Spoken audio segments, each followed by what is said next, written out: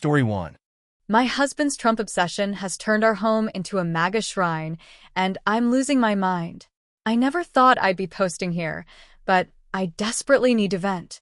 My husband of 12 years has transformed from a reasonable conservative into what I can only describe as a Trump cult member, and it's destroying our marriage. Our house has become a literal shrine to Trump. I wish I was exaggerating. There's a 6-foot Trump cardboard cutout in our living room that he talks to every morning like some sort of religious ritual. Our walls, once decorated with family photos, are now plastered with Trump flags. He even replaced our American flag with a Trump 2024 or death banner. My kids are embarrassed to have friends over. Last week was the final straw. He spent $3,000 of our savings on limited edition, Trump gold-plated coins and a certified authentic piece of Mar-a-Lago toilet paper. $3,000. When I confronted him about taking money from our children's college fund, he said Trump University will be reopened and make education great again. I couldn't make this shit up if I tried. Every dinner conversation somehow turns into a Trump sermon. He'll randomly shout "Stop the Steal" during family meals. When our 15-year-old daughter got an A+ on her history project about the Civil War, he accused her teacher of being a communist infiltrator for not teaching the truth about Trump's victory. Our bedroom. God, I'm mortified to even type this. He insists on keeping a giant Trump portrait above our bed because Trump watches over us. He even got a Trump tattoo on his chest and keeps trying to convince me to get one too. He calls it his mark of patriotism. His entire personality has been consumed. He changed his wardrobe to only red clothing. He refers to himself as a digital soldier and spends hours posting on Truth Social. When I asked him to help with our son's homework, he said he was too busy fighting the deep state online. The paranoia is getting worse. He installed cameras around our house to watch for Antifa. He thinks our neighbors are deep state agents because they have a pride flag. He threw out our coffee maker because Starbucks is funding the radical left. He even accused our golden retriever of being suspiciously woke because she didn't bark at a Biden commercial. Our sex life? He insists on playing Trump rally speeches in the background and keeps trying to get me to wear a Melania mask. I wish I was joking. He has different MAGA hats for different occasions, including one specifically for bedroom patriot time. I'm dying inside. I found receipts showing he's donated over $15,000 to various Trump-related causes this year alone. Money we needed for our mortgage. When I showed him our overdue bills, he said, Trump will fix the economy and make us rich. We're facing foreclosure, but he keeps buying Trump merchandise. Yesterday, he announced he's legally changing his name to Donald J. Trump Smith and wants our kids to follow suit. Our 10-year-old son started crying, and my husband told him real patriots don't cry, and made him watch 4 hours of rally footage as testosterone training. I've tried everything: marriage counseling. He called the therapist a socialist. Family interventions. He disowned his own mother for suggesting he get help, even pleading with his Trump-supporting friends to tell him he's going too far. Nothing works. He just goes deeper into the rabbit hole. The worst part? Under all this Trump worship, I know my real husband is still in there somewhere. Sometimes, late at night, I catch glimpses of the man I married. But then morning comes, he puts on his MAGA hat, salutes the Trump cutout, and the cycle begins again. Edit. Please stop demandating me about joining your Trump Wives support group. I appreciate the thought, but I'm not interested in your MLM scheme selling Trump-themed essential oils. Edit 2. Yes, I've already hidden our important documents and started a secret savings account. And no, I won't sell you his rare Trump toilet paper, even if you're offering Bitcoin. Edit 3. To the people saying this can't be real, I wish I was creative enough to make this up. Come visit for dinner sometime. Hope you like hamburgers while watching Tucker Carlson reruns on loop. Story 2. Am I the asshole for breaking up with my boyfriend because he lost my dog? Me, 24F, and my boyfriend, 24M, have been together for almost 4 years. We get along okay for the most part. Things like him losing something of mine have happened, but never to this level. I have had my dog, Milo, 12F, for her whole life. We grew up together, and it's really hard for her to get to trust other people. She has always been an anxious girl, but she is the light of my life and was always by my side even in my worst days. 3 years ago, I introduced my boyfriend to my family, which is just my mom and Milo. He and my mom got along okay, but he did not acknowledge Milo in any way, which is fine. I did not expect him to be all over her considering she does not like that, but I still found it pretty strange because he said he absolutely loved dogs, and to be honest, I believed that because he would always pet dogs when we were outside. Any interaction for the past 3 years with her was limited, but Milo warmed up to him. She would greet him, go to him for pets, which he sometimes gave, and accepted him on our daily walks. 1.5 years ago, Milo got sick. She had a tooth infection which was pretty bad. Her whole right eye was swollen shut. I asked my boyfriend to take us to the vet because I don't have a car. The vet took care of the infection, gave me some antibiotics to give her every day, and instruction to clean the wound that was left after the vet cleaned the puss. For a couple of weeks, I did not hang out that much with my boyfriend. I took care of Milo because she was not feeling great. One thing that stood out to me was the fact that he seemed pretty pissed every time I brought her up, talking about her progress. Looking back, that should have risen some red flags, but I guess I brushed it off. Now that I gave you the short version of the past, this is what's happening in the present. I planned with my mom to go on a short vacation to visit my grandparents. I was talking to my boyfriend about this trip, and I told him who would take care of Milo, my best friend, Alex, 23M. My boyfriend then offered to take care of her. He was mad that I did not come first to him, stating that he loves Milo and wants to go on walks with her. I reluctantly agreed, considering this love for her was out of the blue. The trip was supposed to last 3 days. On day 2, I was talking with my boyfriend on the phone, and he casually says that Milo really likes to stay outside. For me, this felt off, and asked him what he meant. He left my sweet girl outside, hours at the time, alone, and would check up on her hourly. Mind you, I live in an apartment, and I don't have a backyard.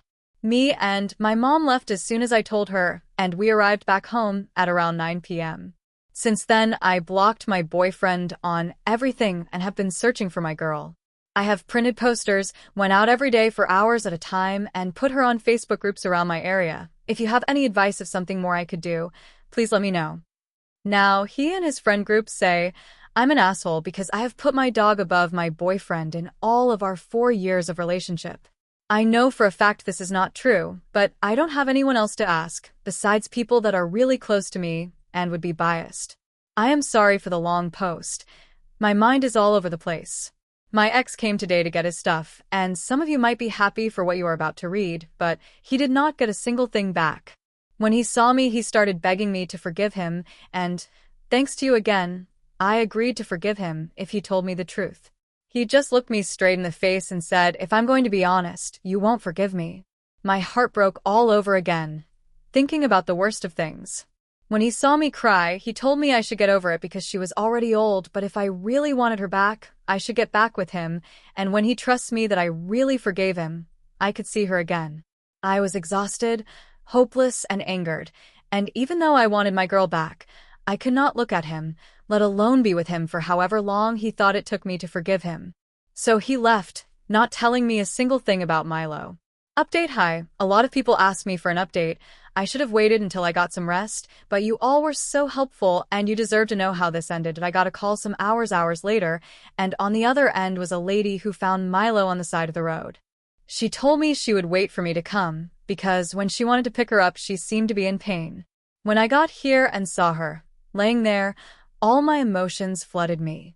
My sweet baby, even though she looked so different, was alive. She is now staying overnight at the vet. She has 2 broken ribs and is dehydrated. If everything goes well, she will be home soon. I appreciate each and every one of you that took the time to guide me in this nightmare. Thank you again. I will be pressing charges. My baby is alive and will be home soon. I am pressing charges. Story 3. Am I the asshole for supporting my friend who killed a man? Long story short, I have a friend I went to college with and have stayed casual friends with for about 12 years. He's not a part of my immediate friend group, but we talked every now and then. I mainly saw him every time I went to the doctor's, which isn't very often, since he worked there and I talked to him. We'll call him Jeff for the sake of this story. Jeff shot his sister's boyfriend in the face. He did this because he found out his sister's boyfriend was essaying his 6-year-old daughter. His sister was responsible for babysitting his daughter while he was at work, and that's when the essay was occurring. Jeff found out because his daughter told him. Jeff then, probably without thinking and in a fit of rage, called his sister and asked for her to have her boyfriend come outside with his daughter's Nintendo Switch that she had left there that day. Jeff then killed him in the alley. I don't think Jeff is wrong. I don't blame Jeff for what he did, and I don't look at him as an evil person. I don't have any sympathy for his sister's boyfriend. I support Jeff. My friends think that I don't have morals because Jeff is a murderer. They don't believe any murder is justifiable. One of my friends, who is very religious, says that Jeff is going to hell and that 2 wrongs don't make a right. My argument is Jeff and his daughter are the victims here, and that while murder is wrong, Jeff did what a lot of fathers and mothers, for that matter, would probably do in his shoes. My friends say I'm fucked up for condoning murder and supporting a murderer. 2 of my friends are on my side, but 6 aren't. AITA? Edit. I should have included this. Jeff is 5 years into a 12-year sentence. There's no chance my friends would ever have to be around him, so it's not that they're scared I'm going to bring him around or anything. Story 4. Am I the asshole for making my sister pay back my daughter? My 42F daughter Brooke, 16, has been reading since she was 5. She has always loved books and she would spend her allowance that we gave her on the newest book in the latest series that she was reading. It's pretty safe to say that her book collection is huge and filled with all kinds of limited edition and special edition books. Recently she used her allowance to get a new special edition version of a book she already had because she has been saving up for it, and was very excited to get it when it came out. Well, my sister Lindsay, 36, came over on Saturday with her daughter Mariah, 13, to spend time with us because it's been a while since we got to hang out, and we were just catching up. Mariah started to head to Brooke's room, but I stopped her and told her that Brooke was out, and she would be home in 20 minutes, so I suggested that she wait down here with us and tell me about how school was going. She talked for about 10 minutes before she said that she had to go to the bathroom. We have 2 bathrooms in our house, one upstairs and one downstairs, not including our ensuite. Unfortunately, the downstairs one is having some issues, so I told her that it was okay to use the one upstairs for now until the one downstairs is fixed. She said okay and went upstairs. While I was talking to my sister, Brooke came home, said hi and quickly went upstairs to change. She wasn't up there for 5 minutes when I heard a loud scream and quickly ran to check on my daughter. When I got to her room, my jaw dropped when I saw several of her books, including the new special edition one, destroyed with ripped pages everywhere and Brooke in tears at the destruction. Brooke is very non-controversial and hates arguing or fighting with people, so I stepped in for her. I told Mariah that she needs to apologize to Brooke, clean up the mess she made, and that she would no longer be welcomed in my house. I then turned to my sister and told her that she needed to reimburse Brooke for the books that her daughter destroyed. Lindsay argued with me that Mariah was just a kid and she didn't know what she was doing, but I told her that Mariah is old enough to know right from wrong and what she did was wrong. Lindsay argued back that if my daughter didn't want her books touched, that they shouldn't have been out. I lost my cool and told her that they weren't out. They were put away in her room where Mariah wasn't allowed to be without Brooke's permission. Lindsay refused to pay Brooke back and called me a greedy bitch before leaving with Mariah right behind her. I told my husband about this and he was absolutely on our side. And he agreed that Lindsay needs to pay Brooke back for the books that she lost and can't replace as they were special/limited edition that she can't get back. This whole thing has really blown up and my side of the family is telling me that I'm being too hard on Mariah, that she's just a kid, but I don't think I am. She destroyed my daughter's property, and she needs to know that her actions have consequences. So I'm asking here, was I the off for demanding that my sister pay me back? AITA. I have seen some people ask, and I'm going to add a bit of information. Mariah has always had a fascination with Brooke's book collection, and last year Brooke let her borrow 2 books because Mariah said that she wanted to start reading, and since Brooke loves reading so much, she thought it was a good idea to let Mariah borrow a couple. Well, 2 weeks passed and the books came back damaged. Nothing like this, but definitely not in good condition anymore. So Brooke told her that she was not allowed to borrow her books anymore. Mariah was angry at that and yelled at my daughter, and since then Brooke has kept Mariah away from her books. My husband and I think this is what caused Mariah to do what she did to Brooke's books. Story 5. Am I the asshole for reporting my now ex-husband's girlfriend and getting her fired? In summer 2023, my then husband was arrested for domestic violence against me. Tale as old as time, I ended up going back to him the following month. November 2023, he ended up strangling me.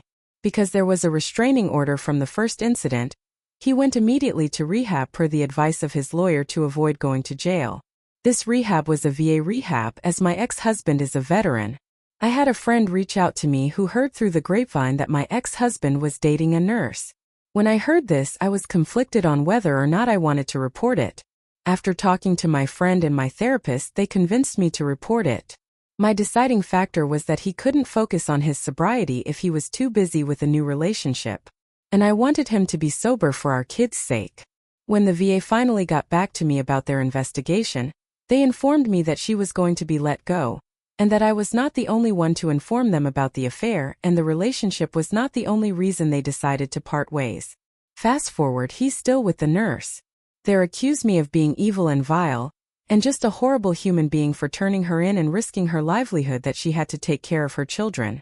In the text, they also threatened to come to my job and my current relationship, along with so many verbal insults about my intelligence, appearance, and how I am an awful mother and the kids' only hope for a normal life is with them. I was also called stupid because she's going to go back and work at the VA business office, and I just made a fool out of myself by saying anything and being bitter. I didn't consider her or her children when making the phone call. I kind of feel like the kid who went and tattled. I had no idea that this person was going to turn out to be the love of his life. Was I the asshole by turning her in when I found he was having an affair with his nurse in a VA rehab? Story 6. Am I the asshole for kicking out my brother and his pregnant girlfriend out of my house? I 28F, know this sounds terrible, but please bear with me.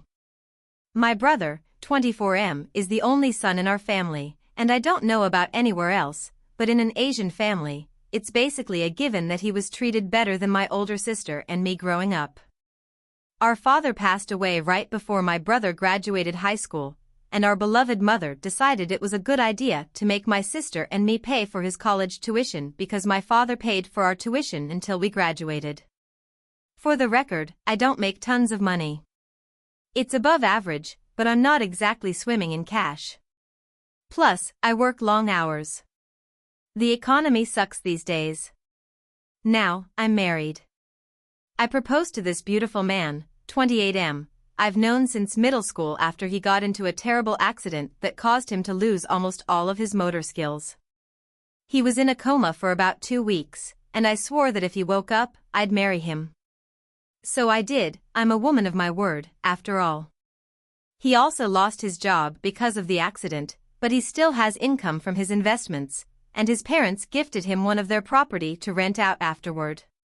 Yes, his parent is loaded with capital L. Even without financial trouble, I still watched him fall into a deep slump, struggling with depression because he'd been robbed of everything he knew, his job, his active outdoor hobbies. He couldn't walk for almost a year, and to this day, he still can't stand or walk for too long, even with his cane. He was in a dark place until about a month before our wedding. Now, almost a year into our marriage, I can see the light starting to come back to his eyes after getting really into cooking and baking, to the point where we revamped our entire kitchen to fit a bigger oven and store all his baking equipment. He's actively researching how to get a permit to start a bakery, and I love seeing it, even after 3 weeks of eating sourdough bread for breakfast, lunch, and dinner. Back to my brother. He and his girlfriend got pregnant by accident. He's currently job hunting, having graduated 2 years ago. He started a business right after college, but yeah, you probably know how that goes. It failed after he spent almost all the money our father left to us, his 3 children, as inheritance. That caused a rift between him and my oldest sister. I don't blame my sister for being furious because he also spent her share of the inheritance after paying his tuition. And if you know anything about Asian families, you know the oldest daughter has it the hardest. He's also not really on great terms with our mother because of the unplanned pregnancy. She's not exactly against his girlfriend, but she's not thrilled either. However, he's still the golden child, and that's why she asked me, her newlywed daughter, to let my brother and his girlfriend stay in our house until he finds a job. Since I live in a big city, she assumed it'd be easier for him to get hired here. I asked my husband if I could rent one of the room he owns to accommodate them. My husband, being the absolute angel he is, said that since what he owned aren't exactly suitable for long-term living with a baby, he'd see if he could remodel one. They could move in once it was ready and only start paying rent once my brother got a job. In the meantime, they could stay in our upstairs guest room. I've read stories about situations like this being recipes for disaster, and damn, I should have listened. They moved in sometime before Christmas. Both of them did the bare minimum around the house. They washed their own dishes, but only the small ones like plates, glasses, and bowls, leaving the pots and pans for us to clean. They did their own laundry, but that's it. They'd raid our pantry and fridge without ever restocking anything. Some days, I didn't even get a taste of my husband's baked goods. They'd eat the ones he specifically set aside for me. I had to wash dishes that I knew my husband didn't use, even after pulling 2 consecutive shifts at the hospital. I'm a freaking resident.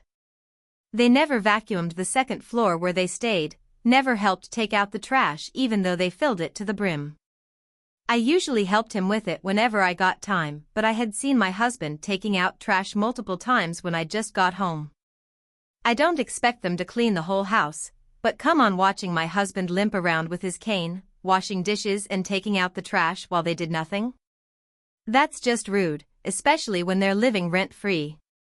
Of course, I confronted them with a very watered-down and gentle version of "Bro, you won't get a job if you can't even help take out the trash, and sis, you're pregnant, but you can at least wash the dishes you use. Both of you have 2 hands, you can wash the cooking utensils you use to make food. Teamworks make the dream works." They got slightly better after that. Now they wash all their dishes, but don't bother putting them back in the drawers. But hey, progress. Now, here's the breaking point. During Chinese New Year, my mother and oldest sister came to visit. My husband went all out with his cooking. I cleaned the entire house and prepared the other guest room for my family. That's when I realized the second floor hadn't been vacuumed in ages. My brother and his girlfriend didn't come out of their room until my family arrived. We exchanged greetings, gave my mother her New Year's bow, and sat down for dinner. That's when all hell broke loose. My brother, with confidence straight out of his colon, actually said it was time for my husband to get a real job again because he can walk now. He added that he's younger but working hard to find a job.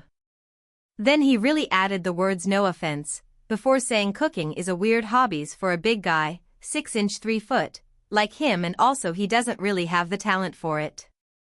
His girlfriend chimed in, saying she feels like my husband is more feminine than she is because he takes care of the house and cooks better than she does.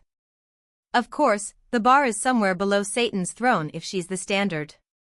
She even said she and my brother keep asking my husband why he's still at home when it's been years since his accident, and that I'll leave him soon if he keeps being cooped up in the house. She then whined about how my husband always just smiled at them and never responded. I think even my brother realized she'd messed up because he quickly backpedaled, saying it was only once or twice. I just stood up, took both their plates, and told them to pack up and leave. I couldn't even look at my husband. I was so pissed and ashamed of them. It took every ounce of self-control not to curse them out right then and there. They said I was being too sensitive over harmless comments. My mother tried to defuse the situation, saying my brother and his girlfriend meant well, that their comments didn't come from a bad place, and even pointed out that my husband didn't seem offended, so she asked, "Why ruin a good day?" which I ignored. I even handed them my car keys because I just wanted them gone. They left with my oldest sister after giving my husband a half-hearted apology. She told me they stayed at a motel before returning back to my mother's house. The next day, my older sister came by to pick up my brother's stuff.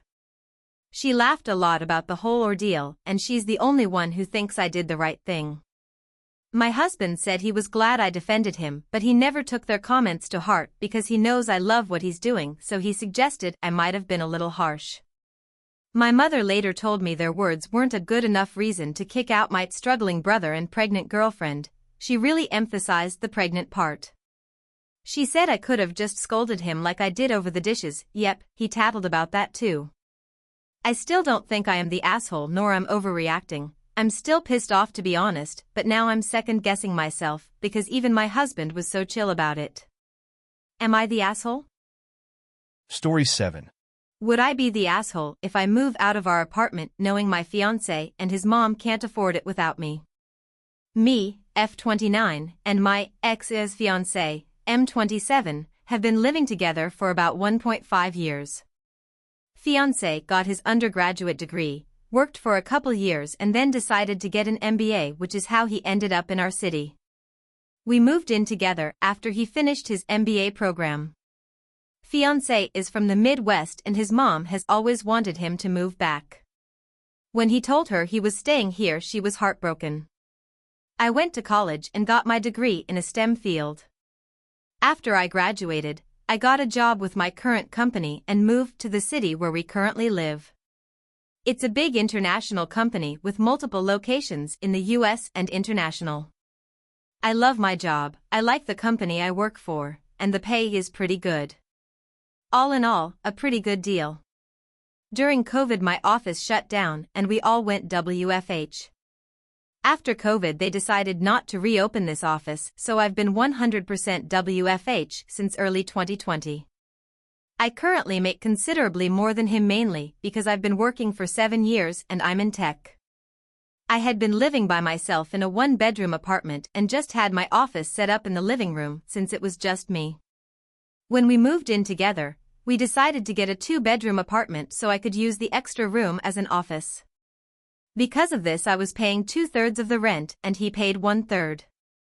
We split everything else 50/50. So the problem started this past May. Fiancé's mom told him she wanted to move to our city to be closer to him. She asked if she could stay with us while she looked for a job and got settled. She's a teacher, so figured she'd be able to get a teaching job pretty quickly.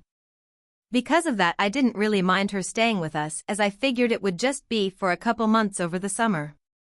Since I thought it would only be for a couple months, I moved my office into a corner of our bedroom and fiancé bought a bed to put in the second bedroom. The problem is she never applied for any teaching positions and has been living with us for 6 months now. She and I have really been struggling with each other since she moved in. I can't make her understand that I work full-time. She constantly interrupts while I'm working, which is bad enough, but she even interrupts when I'm on Teams calls. She always asks me to take her places BC. She doesn't like to drive in our city. She has pretty outdated views of gender roles and is constantly giving me a hard time for not doing more around the house and making fiancé help with chores, do his own laundry, etc. The constant criticism and insults are just really wearing me down. And I hate having my office shoved in a corner of the bedroom. Back in September I told my fiancé that since it looks like his mom is going to stay a while we should split the rent 3 ways. He told me she can't afford that since she has to conserve money until she gets a job. I told him I wasn't happy paying extra for a bedroom I can't use, so finally he said we could do a 50/50 split. I could afford to pay the extra, but I hate the idea of funding her lifestyle. Every time I complain about her or the situation he says he agrees but doesn't know what to do because he can't kick out his mom. And he won't talk to her about the way she treats me or how she behaves. When I ask what the long-term plan is, he just says he doesn't know. I've thought about giving him an ultimatum to tell her she has to leave, but I think he'd just end up resenting me for essentially putting his mom on the street. So one of my girlfriends is losing her roommate the end of February. Our lease renews June 1st. I'm very strongly considering moving out of our current apartment and moving in with her. I can afford to pay my part of rent on our current apartment and also half the rent at my friend's apartment. It's not ideal, but I'm not a big spender, so it's doable. The issue is if he and his mom aren't able to pay for 1/3 the rent each, there is no way they could cover the whole thing on their own. But I can't live like this anymore. So I'm pretty sure this is what I'll do, but I wanted to see if people thought I'd be the AH for leaving them like this. started off trying to reply to everyone's comments and keep up, but honestly I just got completely overwhelmed with all the comments. First off, I want to thank everyone for their feedback and comments, even the ones that were kind of harsh. Actually, probably especially the ones that were kind of harsh. I really needed some tough love to make me realize that I was letting my STBX and his mom take advantage of me. The more comments I read, the more pissed off I got. Honestly, I think I'm more pissed at myself for allowing this to happen and not advocating for myself more. This past weekend I got my STBX alone so we could talk, which was actually harder than it should have been because his mom always tries to tag along when we do anything.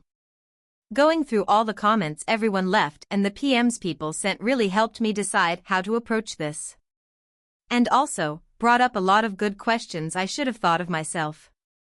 Back to the discussion with the ex, I wanted to give him one more chance to pick us over his mom. Not because I thought he would, but I just wanted to be able to tell myself I give him the opportunity.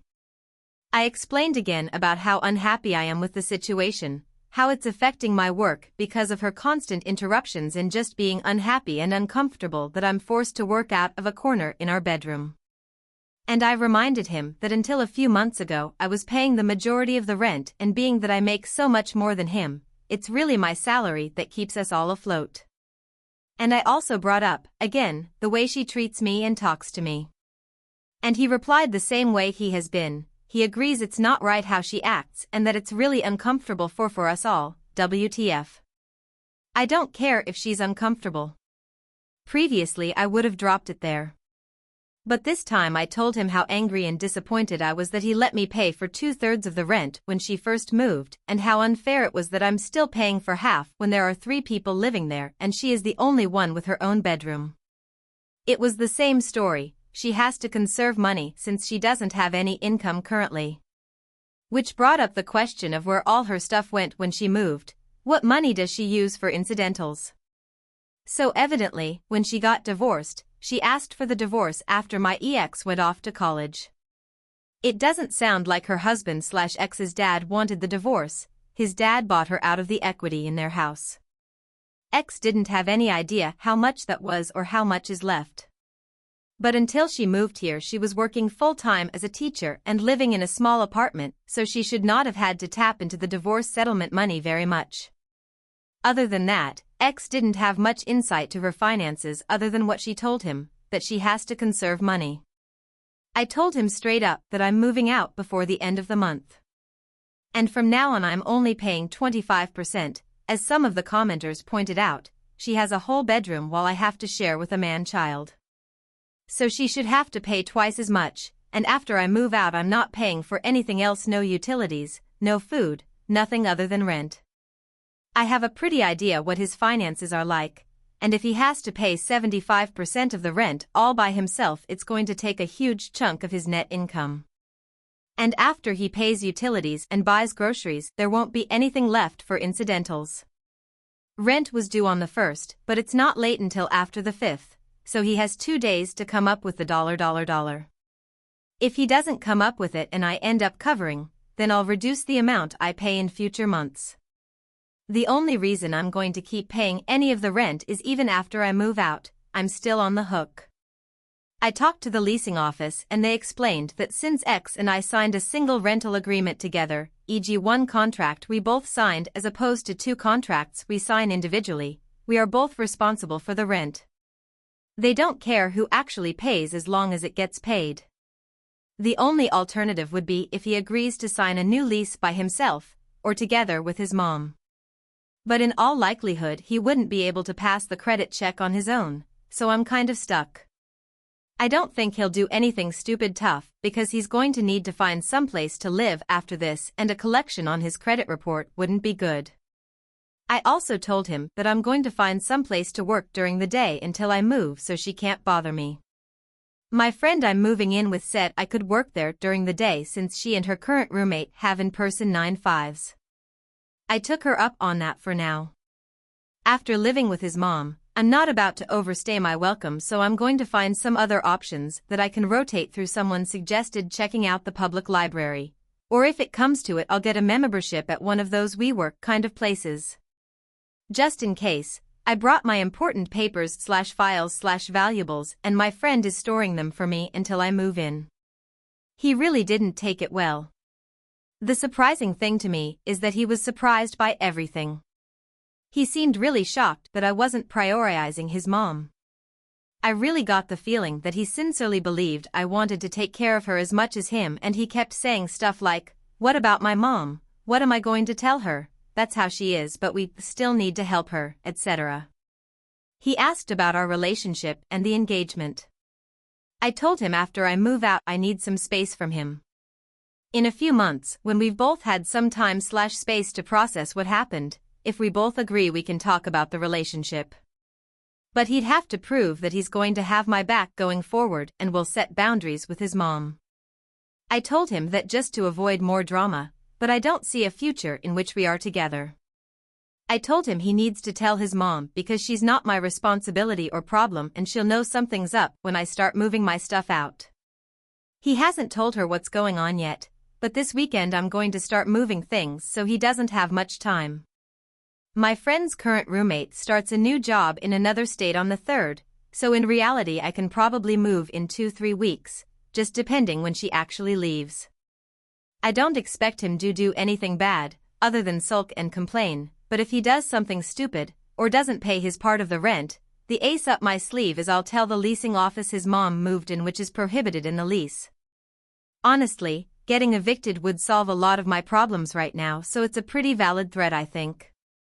Now that I've mentally and emotionally separated myself from him and his mom, I'm looking forward to her reaction when he tells her what's going on. If it gets too ugly, I'll find a cheap Airbnb or hotel or something. I've had some friends, including the one I'm moving in with, offer to let me couch surf for a few weeks, but I just can't do that to someone else. So, that's it. I'm leaving and I really don't care how that affects them. Story 8. Would I be the asshole if I don't go to my childhood friend's wedding after she asked me to wear a chest binder under my bridesmaid dress? A friend, 31F, CC, reached out and asked if I, 31F, would be a bridesmaid at her wedding. I was honored. We had lost touch over time, but she had been a close friend of mine through school. She sent me a link to a few of the bridesmaid dresses. She was asking the 4 bridesmaids to wear the same color, but left the design up to us. I picked one similar to the ones she sent. 2 months ago, she had an engagement party and asked the bridesmaids to bring their dresses for a try-on. She immediately didn't like my dress. I felt terrible because I thought it was just a slightly different design from the ones she suggested. I told her that I would return it and get another one. She agreed to link me one. A few weeks ago, she had another get-together prior to the wedding and asked if I could bring the dress so she could see it. When I tried the dress on, she again seemed unhappy. I didn't know what to do. She had picked it out. I asked her if she wanted to see it with some shoes or jewelry or even a simple shawl. She said she didn't know and that the issue wasn't the dress, but how I wore it. A few hours later, Cece had had a few drinks and pulled me aside. She was really vulnerable and said she felt insecure and didn't like how she looked in her wedding gown. She said that I looked good in both dresses, but she was struggling because when we were in school, she had always been the pretty friend. But she also said she knew it was a mean way to feel, but she couldn't help it. To be clear, I'm perfectly average at best. I told her she was beautiful and that she could pick out any dress for me, even a turtleneck if she wanted, and I would happily wear it. She appreciated that and said she would send something. We hugged and I left feeling pretty good about it all. The next day, she sent me a link to a chest binder. I knew what they were but had never worn one. She asked if I would wear it and that it would make her feel less insecure. I have worn my fair share of shapewear, so figured it would be fine. I was wrong. After squeezing my DDs into it, I was in tears. My boobs hurt. I'm 3 months pregnant and my boobs hurt all the time anyway, but this was unbearable. I sent her a message telling her I couldn't wear the binder, but was willing to get any last dress for the wedding. No response. A few days passed and I texted her telling her that she needed to either approve one of the other dresses, sans binder, or I just won't attend the wedding. That was 2 weeks ago and she still hasn't responded to me. My husband is encouraging me to just not go at all. I think he is right. but I am a bridesmaid. I feel like I could be ruining her whole wedding if I just don't show up. But if I show in a dress she doesn't like, that could also ruin the day for her. Her wedding is next Saturday. Would I be the AH if I go in the second dress? Or more of an AH to skip it all together? Update. Thank you everyone for your kind words and advice. Prior to posting this, I was really considering just slinking off into the night.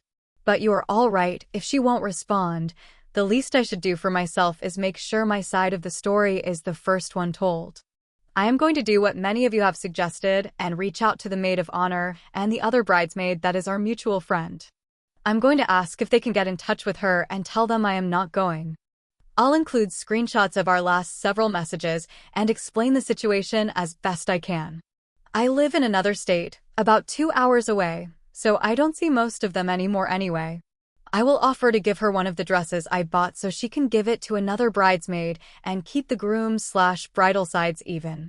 We'll call it her wedding gift. The second one, the one she picked, it has this weird crumpling texture on the one side that made me look lopsided anyway. But I'll keep the first one. It is kind of cute. We hadn't spoken over a decade before this, so it's not a hard cord to cut. It kinda sucks to have tainted a friendship that, at least at the time, did something positive in my life. Thank you all again. Story 9. Am I the asshole for trying to get my neighbors to not block my front door? I, 32F, live in NYC. I recently moved into a small building, 3 stories, 6 apartments in total. My apartment is a ground floor unit. From move-in, a neighbor, 40F and 40M, has been storing their large stroller in front of my front door, which poses problems every time I have to come and go from my apartment. It is also against fire code and explicitly forbidden in the building's leases. The stroller is there every day, unless their kid, 3M, decides he doesn't want to walk. One day when I heard them leaving it there, I introduced myself and politely said them leaving their stroller there was causing me issues, and it is against the city's fire code, and asked them to no longer keep their stroller in front of my front door. The 40F neighbor gave me excuses that they live on the 3rd floor, but the 40M neighbor straight up raised his voice at me while I was holding my infant daughter. The woman said as a compromise she'd fold the stroller when leaving it front of my door. As time went on, the stroller was never folded up and continued to block my door. As it is against fire code and explicitly forbidden in the lease, I decided to reach out to property management for help resolving this issue. I just want to be able to safely come and go from my apartment. The day the property management enforced this on these neighbors, the 40F neighbor rang my doorbell and proceeded to refuse to speak to me and called her mother. Her mother then berated me on speakerphone and said I should have spoken to them first, ignoring me when I said I did. She then kind of threatened me, saying I complained about the wrong people. I was stunned and couldn't believe this was happening. All I could muster was insisting it is against fire code and no one gets to break fire code. I am baffled by this behavior. I found it a bizarre confrontation and I didn't know adults could act this way. I've never had issues with neighbors before. I have a child younger than theirs and empathize with their situation, but their kid is massive and able to walk. They could just have an umbrella stroller like I do. I just wanted access to my front door. AITA? Edit. I appreciate the outside perspective. I didn't think I was TA, but I do have hardcore people-pleasing tendencies, and it was very clear my actions hurt people's feelings, and it gave me self-doubt. The reason I engaged with the mother on the phone at all is bizarre too. It's all just too weird, and I'm reeling a little LOL. The 40F neighbor has an unusual way of speaking. I haven't been able to work out if it is an accent or what. When she put the mother on speakerphone, I had a sinking thought that maybe the 40F neighbor is deaf and needs someone to talk for her, and I felt bad that maybe I'd made a deaf person feel victimized when they can't speak up for themselves. But like she clearly wasn't deaf, her mother was just on speakerphone with no video and she had zero issues following the conversation. Apart from this incident and the other shitty neighbor stuff this woman and her man have pulled, they seem like normal functional adults. The man does not have an unusual way of speaking. I don't think her unusual way of speaking is really a factor in whether I'm TA, and I have been so eager to be polite and respectful. It became clear very quickly the phone call wasn't really about helping in communication, but just messy people expressing their anger as much as possible. But yeah, that's why I let the phone call happen. Messy.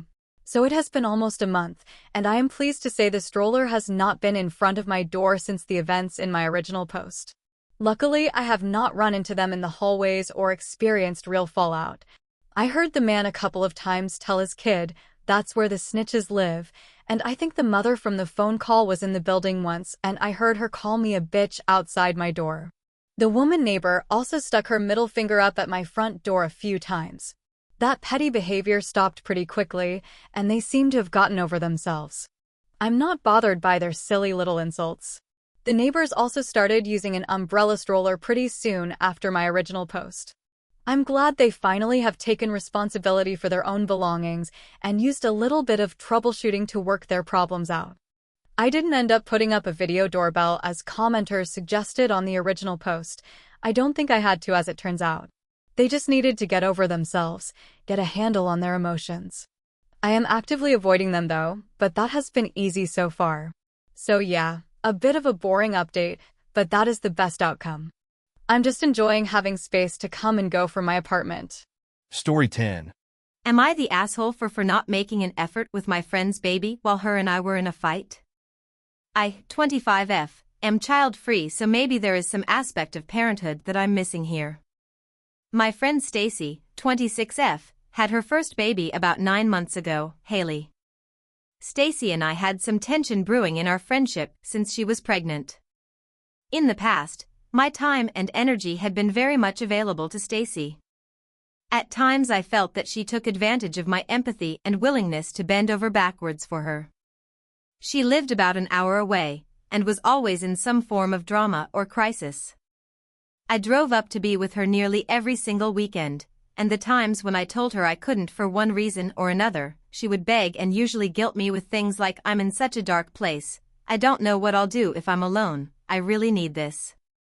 She also did a lot of passive-aggressive shutting down from conversation when she didn't get what she wanted, leading me to always give in and put my own needs aside. This went on for years. I grew tired of this pattern and started therapy, where I learned to set healthy boundaries, speak up, and prioritize myself when it was important. These changes led me to cut the weekends I spent with her in half. I was in the process of buying a house, starting a new job and master's program, on top of family issues. I knew that she saw the change in our friendship and wasn't happy about it, but thought that with time she would understand and adjust. She never did, and insinuated that I changed because I didn't support her pregnancy or because my partner was manipulating me into not spending time with her. I explained to her many times that this wasn't the case and that I am doing all I can to be there for her. Things came to a head when I had a health scare. I told her about it, and the next day she tried to call me. I was on the phone with someone else and couldn't answer, but texted her immediately after to let her know and make sure that everything was okay. She once again got upset because I didn't answer right away, and I had had it. On the very rare occasion that I asked for support from her, she had to make it about herself. I didn't usually call her out, but this time I did. I told her I didn't understand why she had an attitude. She said thanks for making me cry and then didn't respond to me for over a month. Then, when she finally did, she didn't ask about my health. She didn't apologize or even bother explaining. She instead accused me of using her daughter as a pawn by not acknowledging her. She said that Haley didn't deserve absolutely no effort just because her and I were in a fight, and that it was so messed up that I would add Haley into the equation. I'm so confused. Haley had nothing to do with the fight, and Stacy was the one who had ignored me for over a month. What was I supposed to do in this scenario? I can't text a 9-month-old or just show up at their house. I'm genuinely lost. Can someone please explain this to me? AITA?